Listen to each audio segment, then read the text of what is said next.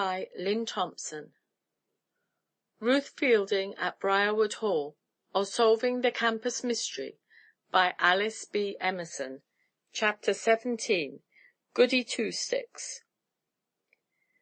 To tell the truth, the young ladies of the West Dormitory who attended Helen's sub-rosa supper looked pretty blue when the rest of the school filed out of chapel and left them sticking like limpets to their seats.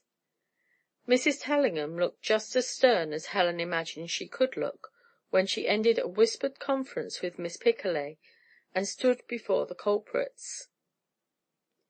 Being out of bed at all hours and stuffing oneself with all manner of indigestible viands is more than a crime against the school rules, young ladies, she began. It is a crime against common sense. Besides, I take a pride in the fact that Briarwood Hall supplies a sufficient and well-served table. Fruit at times between meals is all very well, but a sour pickle and a piece of angel cake at 11 or 12 o'clock at night would soon break down the digestive faculties of a second Samson. However, she added grimly, that will bring its own punishment. I need not trouble myself about this phase of the matter. But that distinct rules of the school have been broken cannot be ignored.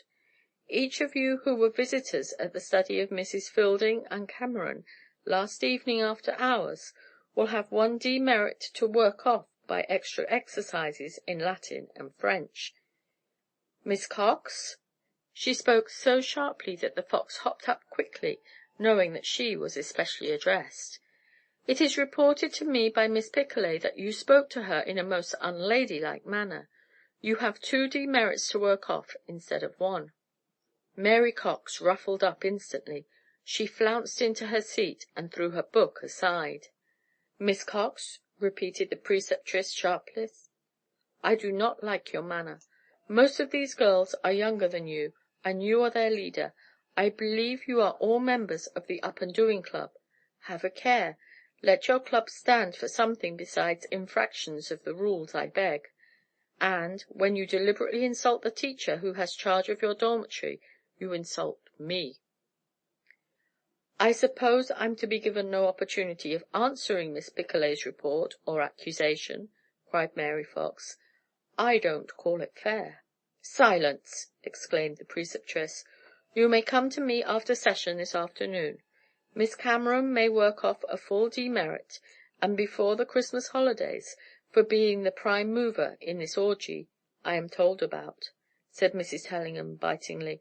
I understand there are some extenuating circumstances in the case of Ruth Fielding. She will have 1/2 mark against her record, to be worked off, of course. And, young ladies, I hope this will be the last time I shall see you before me for such a matter. You are relieved for classes. 2 unexpected things happened to Ruth Fielding that morning. As they came out from breakfast, she came face to face with Mary Cox, and the older girl cut her plainly.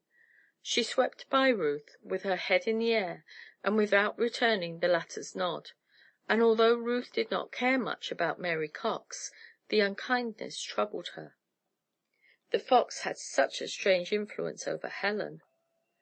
The second surprising happening was the receipt of a letter from Mercy Curtis, the lame girl. Dr. Davison's protégé wrote, Dear Ruth, Mrs. Kieran's next door is trundling her twin babies, awfully homely little mites, up and down her long piazza in my wheelchair. To what base uses have the mighty fallen? Do you know what your Uncle Jabez, Dusty Miller, has done? He had waiting for me when I got home from the sanitarium a pair of the loveliest ebony crutches you ever saw, with silver ferrules. I use them when I go out for a walk. Fancy old miserable, withered, crippled me going out for a walk. Of course, it's really a hobble yet. I hobble-gobble like a rheumatic goblin, but I may do better some day.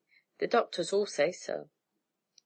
And now I'm going to surprise you, Ruth Fielding.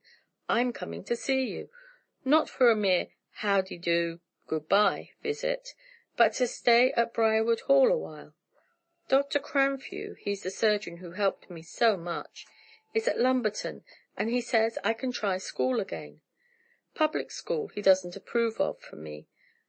I don't know how they are going to rig it for me, Ruth. Such wonderful things happen to me all the time.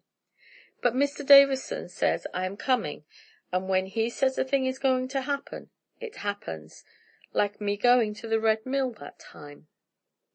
And isn't old Dusty Miller good to me, too? He stops to see me every Saturday when he is in town. They miss you a lot at the Red Mill, Ruthie. I have been out once behind Dr. Davison's red and white mare to see Aunt Alviry. We just gabbled about you all the time. Your pullets are laying. Tell Helen hello for me. I expect to see you soon, though. That is, if arrangements can be made to billet me with somebody who doesn't mind having a goody two-sticks around.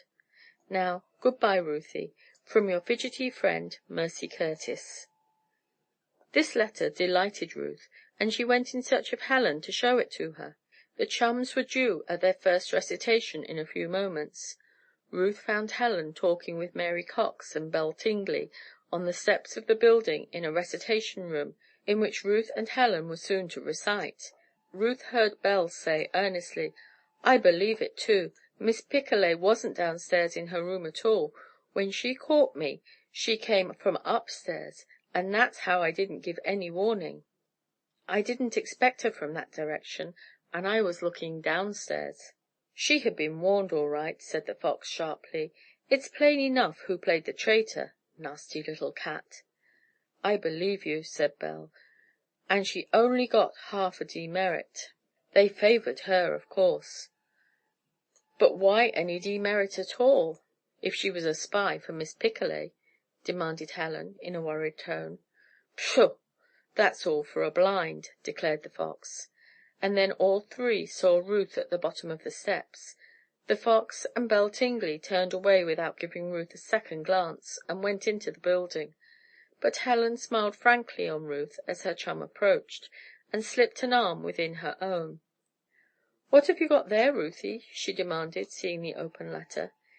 "It's from Mercy. Read it when you get a chance," Ruth whispered, thrusting it into her chum's hand as they went in.